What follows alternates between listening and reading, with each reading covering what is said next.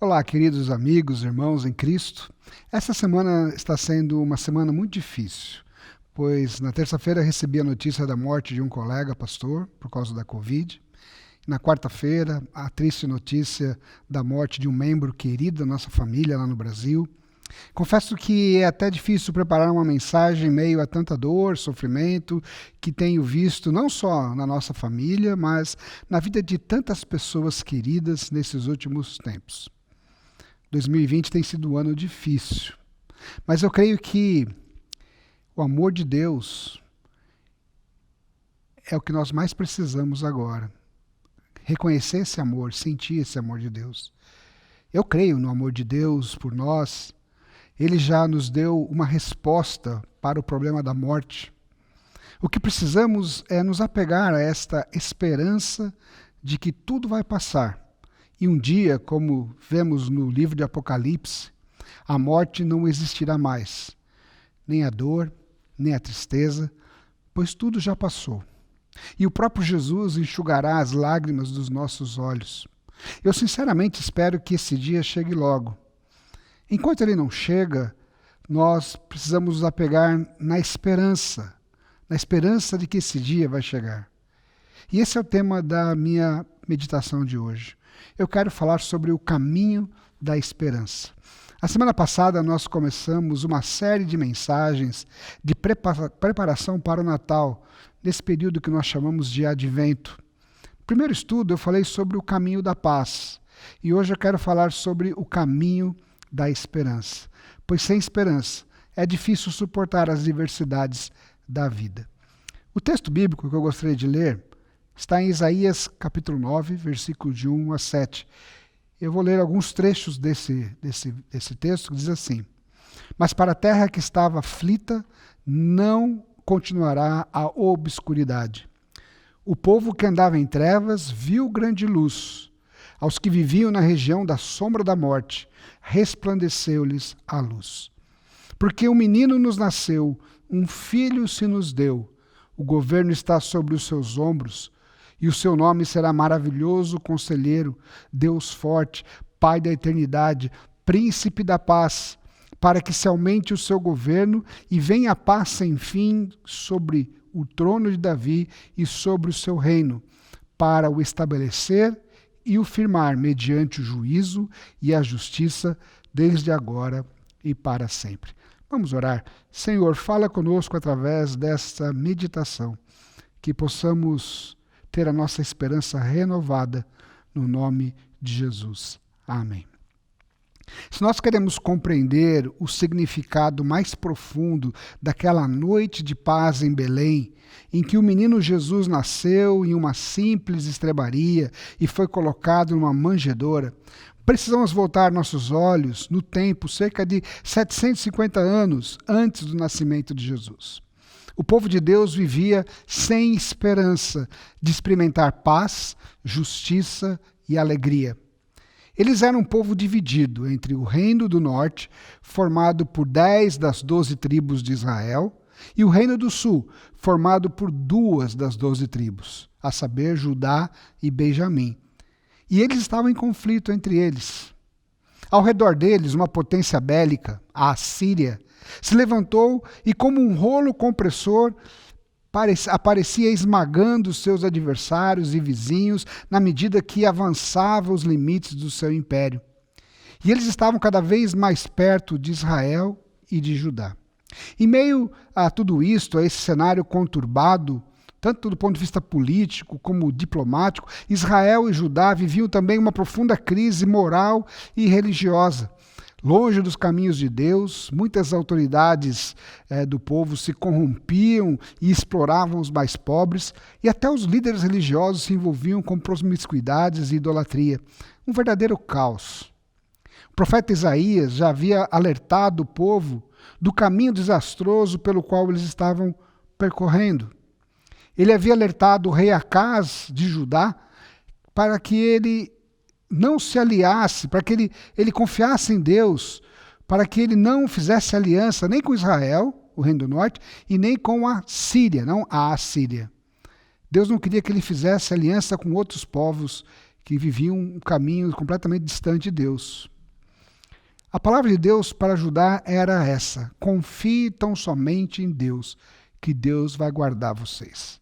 Mas Judá não deu ouvidos a Deus, nem a Isaías, o seu profeta, e não confiou no cuidado de Deus. Acás acabou fazendo aliança com o Egito, um outro povo pagão, e essa foi a gota d'água para o caos. Eles foram invadidos e levados cativos pelo Império Assírio. A esperança de ver cumprida a promessa de Deus de que ele estabeleceria o reino de Davi para sempre parecia estar fadada ao fracasso. Por isso, uma grande aflição, uma tenebrosa obscuridade pairava sobre a terra e sobre o povo de Deus. E é por isso também que no capítulo 9, Isaías fala da terra aflita, que vivia na obscuridade. Porque aflição e obscuridade são as consequências imediatas do caos causado pela nossa rebelião contra Deus. Quando um povo e uma sociedade ou indivíduos estão em rebelião contra Deus, a aflição e a obscuridade estão presentes. O caos é a consequência imediata do pecado, da separação de Deus. O rompimento com o Criador leva a humanidade e a criação de volta ao caos. Quando o ser humano vira as costas para Deus e vive como se ele não existisse, o caos se instaura dentro de nós, pois o caos e a obscuridade é a consequência da separação de Deus, da ausência de Deus na vida do ser humano. Mas Deus jamais desiste de nós. Deus não desistiu da humanidade. E o Natal é a prova disso, pois no Natal, o próprio Deus pisou esse chão que nós pisamos. Ele entrou na história. Jesus é o Deus encarnado que veio ao mundo trazer esperança para aqueles que creem nele. Jesus é o próprio caminho da paz. Deus usa Isaías para trazer esperança ao seu povo. A profecia de Isaías visava não apenas Judá, mas a todos aqueles que esperam pela salvação do Senhor. O profeta anuncia: o povo que andava em trevas viu grande luz, e aos que viviam na região da sombra da morte, resplandeceu-lhes a luz. O plano divino de estabelecer o reino de Davi estava em pé ainda. Deus não abandonaria os seus planos de restaurar a humanidade. E esta salvação chegaria numa manjedoura, em Belém, de uma forma simples, humilde. Isaías diz, capítulo 7, versículo 14, portanto, o Senhor mesmo vos dará um sinal. Eis que a virgem conceberá e dará à luz um filho, e lhe chamará Emanuel. A palavra Emanuel, esse nome, significa literalmente Deus conosco. Ou seja, Jesus é o Emanuel, o Deus conosco. Jesus é o caminho da esperança. O anúncio do nascimento do Messias, feito por Isaías, é acompanhado das bênçãos de seu reino, que renovam as esperanças de que a obscuridade não mais terá lugar na vida das pessoas. Qual é o mundo que você gostaria de viver para sempre? Essa é uma pergunta que eu sempre me faço. Eu certamente não gostaria de viver em um mundo onde os meus queridos já não existissem mais. Eu não gostaria de viver num mundo onde eu não pudesse desfrutar da alegria plena, da liberdade, segurança, paz e justiça, como é este mundo que nós vivemos.